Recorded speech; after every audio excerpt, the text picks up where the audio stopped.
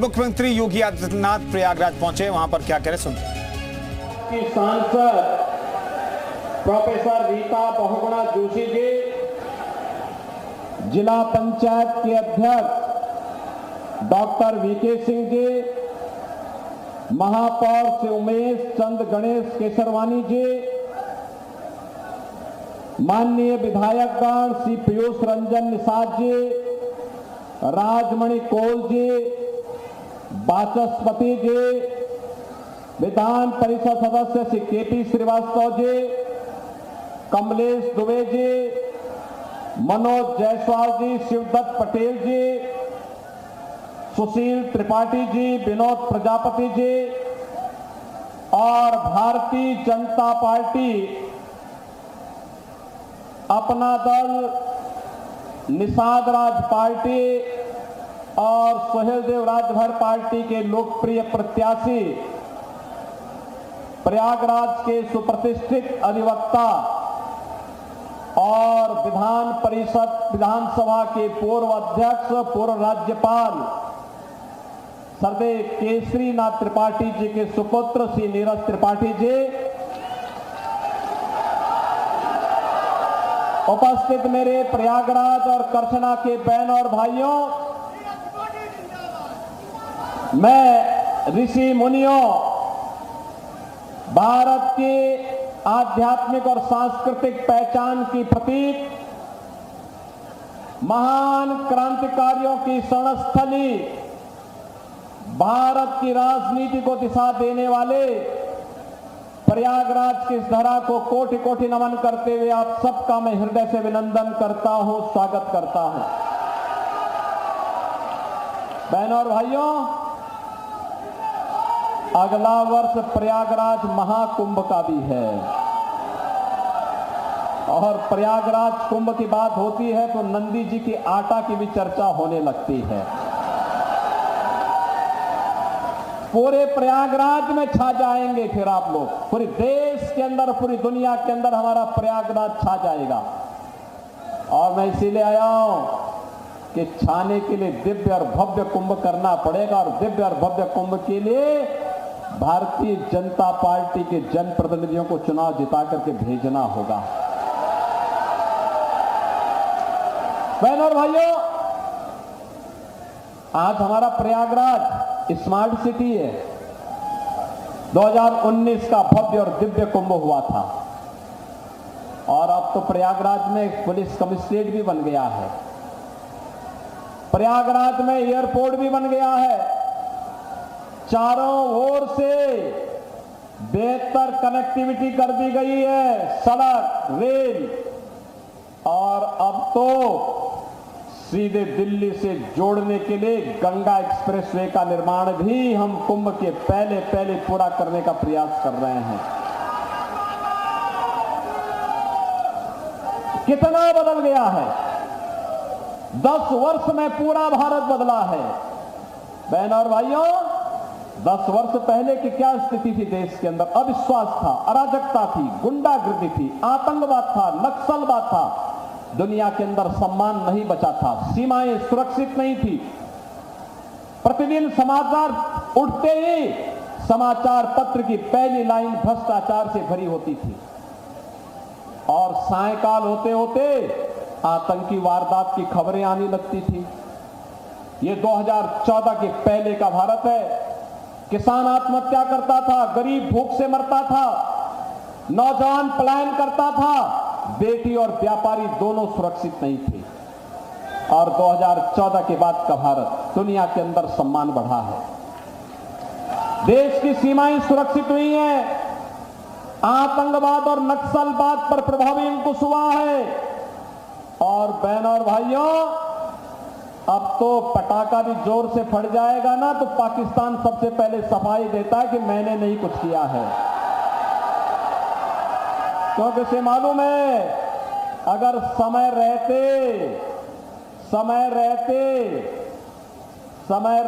उसने सफाई नहीं दी तो पता नहीं अगले पल पाकिस्तान का अस्तित्व भी रहता है कि नहीं रहता है।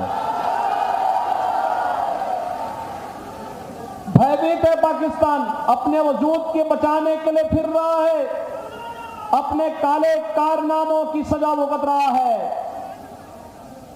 और ठीक ही कहा है रामचरितमानस में, उन मुक्तियों को अगर हम याद करेंगे तो पाकिस्तान पर सही बैठती है। और मैं इसीलिए कहना चाहता हूं बहनों और भाइयों कि जो लोग पाकिस्तान का राग अलाप रहे हैं ना, बीवी कह रहे पाकिस्तान के खिलाफ मत बोलिए एटम बम है। हमने कहा भाई चिंता मत करो, पाकिस्तान से बड़ा एटम बम हमारे पास है। देख रहे हो पिछले 15 दिन से लगातार आंदोलन पाकिस्तान के अंदर हो रहे हैं, अराजकता है, तोड़फोड़ है, आगजनी है, वहां खाने के लाले पड़े हुए हैं और भारत 80 करोड़ लोगों को फ्री में राशन दे रहा है। जितनी पाकिस्तान की आबादी है उससे बड़ी आबादी को भारत 10 वर्ष में मोदी जी के नेतृत्व में गरीबी रेखा से उभार चुका है।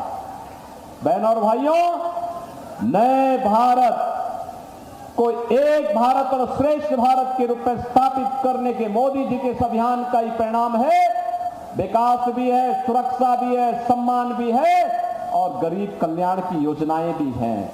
60 करोड़ लोगों को 5 लाख रुपए की स्वास्थ्य बीमा की योजना हर वर्ष मिल रही है। और मोदी जी ने कहा है कि 70 वर्ष से ऊपर के हर एक बुजुर्ग को, 70 वर्ष से ऊपर के हर एक बुजुर्ग को अब चुनाव के बाद प्रतिवर्ष 5 लाख रुपए का आयुष्मान भारत का कार्ड की सुविधा उपलब्ध करा देंगे। बहनों और भाइयों, 12 करोड़ किसान परिवारों को किसान सम्मान निधि का लाभ मिला, लगातार मिलता रहेगा। 12 करोड़ घरों में शौचालय बन गए।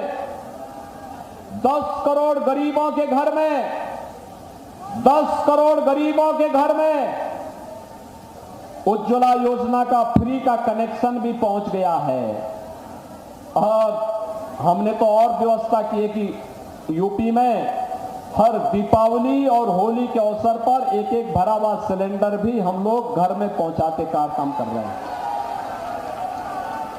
4 करोड़ गरीबों के मकान बन गए हैं और मोदी जी ने घोषणा की है बाकी जितने बचे हैं अगले 5 वर्ष में उन सब गरीबों के मकान भी बनाएंगे। और प्रयागराज में तो कहना ही क्या है, जितनी माफिया की भूमि होगी, उनके गुर्गों की भूमि होगी, सबको भी वापस लेके गरीबों के मकान बना देंगे, जैसे कि हमने इससे पहले किया है ना प्रयागराज में। बहनों भाइयों, विकास भी है, सुरक्षा भी है, सम्मान भी है और विरासत को भी आपकी आस्था के साथ जोड़ करके उसको कैसे आगे बढ़ाया जा रहा है। प्रयागराज कुंभ भी है। 500 वर्षों का इंतजार समाप्त करते हुए अयोध्या में रामलला का भव्य और दिव्य मंदिर का निर्माण भी हो गया है ना, कोई संदेह? और अगर आप जाएंगे विंध्यवासिनी धाम में, कितने लोग विंध्यवासिनी धाम इधर गए? कुछ परिवर्तन दिख रहा है ना? अब मुझे बताओ, प्रयागराज हो या विंध्यवासिनी धाम हो या चित्रकूट धाम हो या अयोध्या हो, ये सभी धाम की सुध बुध क्या ये समाजवादी पार्टी के लोग और कांग्रेस के लोग लेंगे क्या?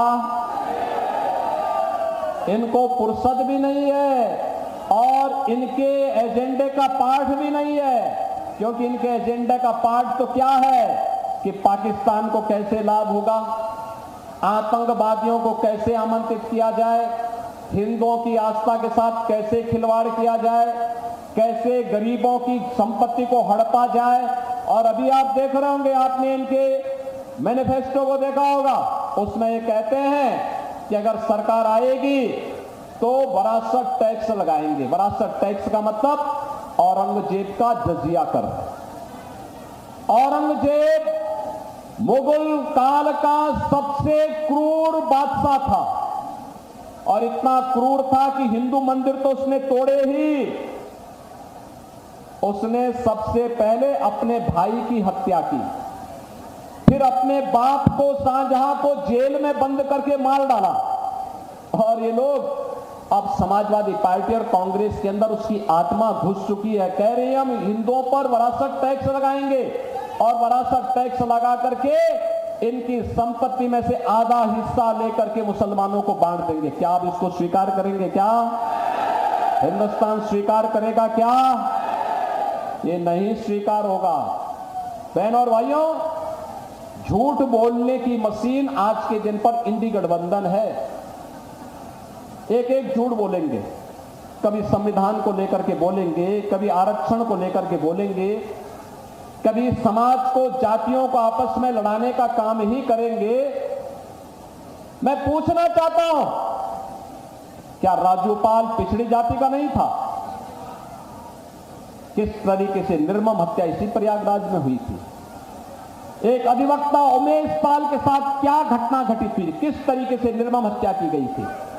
और बहनों और भाइयों, उमेश पाल की विधवा जयापाल भी इस मंच पर आई है, वो भी न्याय मांगने के लिए आई थी। किसने इन माफियाओं को इतना अधिकार दे दिया? एक गरीब को, अपनी मेहनत से कमाने वाले एक गरीब को सरेआम गोली मारकर के हत्या कर दे और समाजवादी पार्टी बेशर्मी के साथ इन माफियाओं को अपने गले का हार बनाती है। आप आश्चर्य कर रहे होंगे, कोई गरीब मरता है, इनकी संवेदनाएं मर जाती हैं। परम राम भक्त कल्याण सिंह जी का निधन हुआ, समाजवादी पार्टी ने संवेदना के एक भी शब्द व्यक्त नहीं किए। और बहनों और भाइयों, अभी दूसरा माफिया मरा था, उसके घर मातम मनाने पहुंच गए।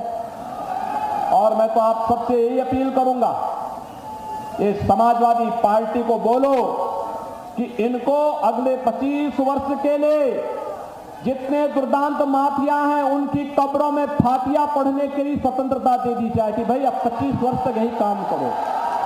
चुनाव की राजनीति से इनकी छुट्टी, चुनाव की राजनीति से छुट्टी। अभी वे आए थे फूलपुर में, दोनों लड़कों की जोड़ी, पब्लिक ही नहीं थी और बैरंग वापस चले गए। बहनों और भाइयों, अब लोग भी उनको सुनना नहीं चाहते क्योंकि पब्लिक को पता है जनता सब जानती है और जनता को इसीलिए लोकतंत्र में जनार्दन बोला गया है। आरोप प्रत्यारोप करना, जब कोई इन पर कोई भी इनके पास जवाब नहीं होता है, कोई मुद्दा नहीं होता है, तब ये क्या कहते हैं? कहते हैं साहब सब कुछ तो ठीक हो सकता है लेकिन साहब हमें एक चीज से डर लगता है। तो एक पत्रकार ने पूछा किससे डर लगता है? कहता साहब ये बुलडोजर से डर लगता है। बहनों और भाइयों, यूपी का ये बुलडोजर देश के अंदर आज हर माफिया के लिए भय का प्रतीक बना हुआ है और घबराता है। पता नहीं कब ये यूपी का बुलडोजर अतिक्रमण हटाते हुए किसी माफिया की छाती को रौंदते हुए आगे बढ़े।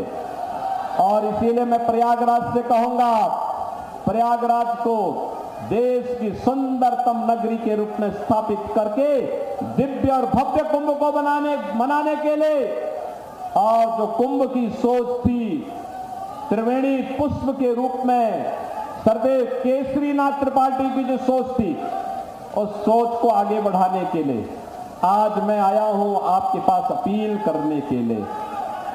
श्री नीरज त्रिपाठी को यहां पर श्रीमद प्रोफेसर रीता बहुगुणा जोशी जी के आशीर्वाद से प्रधानमंत्री मोदी जी ने भारतीय जनता पार्टी का प्रत्याशी बना करके आपके बीच में उतारा है।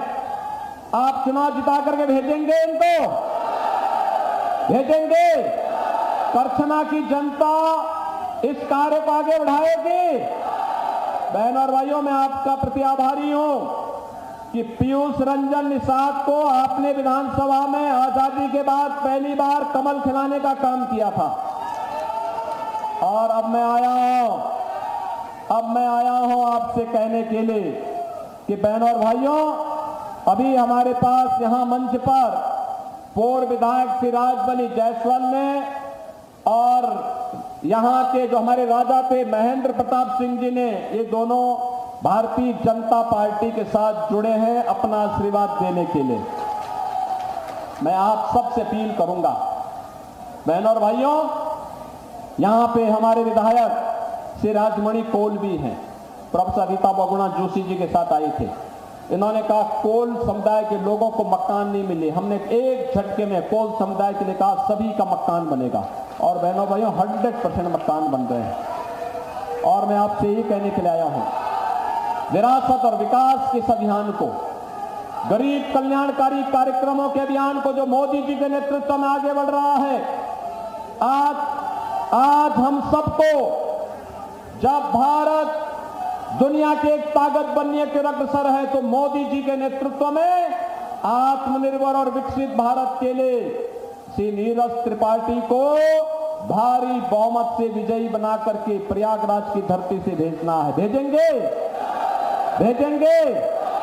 नीरज त्रिपाठी भारी बहुमत से विजयी बनकर के जाएंगे, भारी बहुमत से। लेकिन बहनों और भाइयों, अभी 5 दिन है, आपको एक काम करना पड़ेगा,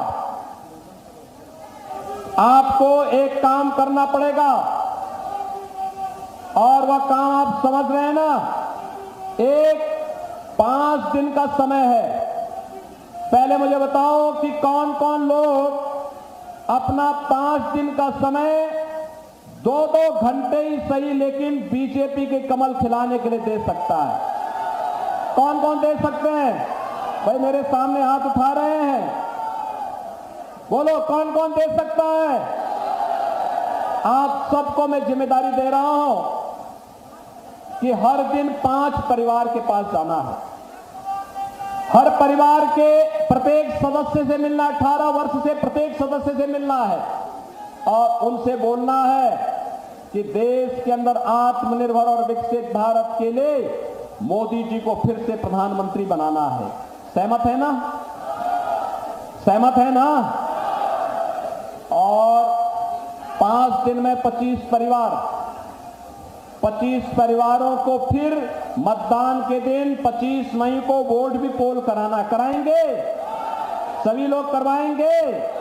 बहनों और भाइयों, आप सभी लोग, ये जितने लोग हैं, सभी लोग अगर करने को तैयार हैं, तो मैं बहनों और भाइयों आप सबसे अपील करूंगा कि जैसे आज यहां पर मंच पे हमारे सभी विधायक, पूर्व विधायक, श्रीमती नीलम करवरिया भी आई हैं, पीयूष रंजन निषाद भी हैं, राजमणि कोल भी हैं, और साथ साथ हमारे महापौर उमेश केसरवानी भी हैं, नंदी जी भी हैं, वाचस्पति भी हैं, केपी श्रीवास्तव जी भी हैं, ये सभी लोग आए हैं। ऐसे ही ब्लॉक प्रमुख गण भी हैं। आप सबसे मैं अपील करूंगा कि 5 दिन का उपयोग इस रूप में करते हुए प्रयागराज से भव्य कमल खिलाना है। सरदेव केसरीनाथ जी की कल्पना थी, उनकी कल्पना क्या थी कि प्रयागराज में त्रिवेणी पुष्प खिले, और त्रिवेणी पुष्प के रूप में कमल खिलाने का काम नीरज त्रिपाठी के माध्यम से हमें करना है। केसरीनाथ जी को भी श्रद्धांजलि हो जाएगी और मोदी जी तीसरी बार देश के प्रधानमंत्री बनेंगे। आज यहां पे दीपक पटेल भी आए हैं, पूर्व विधायक, श्रीमती केसी देवी पटेल जी के सुपुत्र हैं। मैं इन सबका हृदय से अभिनंदन करता हूं, आप सबका आह्वान करता हूं प्रयागराज में कमल खिलाने के लिए, श्री नीरज त्रिपाठी को भारी बहुमत से विजयी बनाने के लिए 25 मई की तैयारी आप सब करेंगे। सभी लोग सहमत हैं? दोनों हाथ उठाइए, मेरे साथ बोलेंगे, भारत माता की, भारत माता की, भारत माता की जय श्री राम, जय जय श्री राम।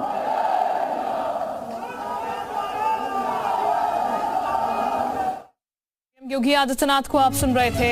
सीएम योगी आदित्यनाथ बीजेपी प्रत्याशियों के लिए वोटों की अपील की रहे थे। और ये बता दें आपको, माफियाओं के घर मातम मनाने जाते हैं सपा नेता, और उनको इसी लायक कर दीजिए ताकि अगले कई सालों तक इसी तरीके से मातम ही मनाते रहें, ये उनकी तरफ से कहा गया है।